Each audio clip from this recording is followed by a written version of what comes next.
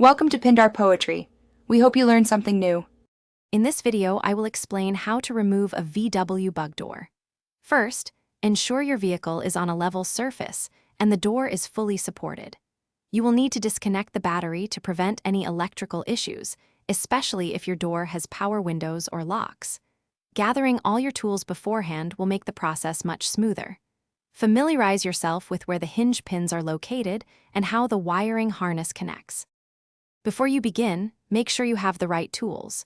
You'll definitely need both a flathead and a Phillips head screwdriver for various fasteners. A small hammer and a punch are crucial for carefully tapping out the hinge pins.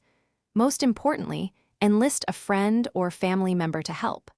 The door can be surprisingly heavy, and having an extra set of hands will prevent damage to both the door and yourself. Now let's get to the removal. Start by carefully taking off the interior door panel. This will expose the wiring harness, which you'll need to disconnect. Next, unbolt any accessories that are attached to the door frame, such as mirrors or trim pieces.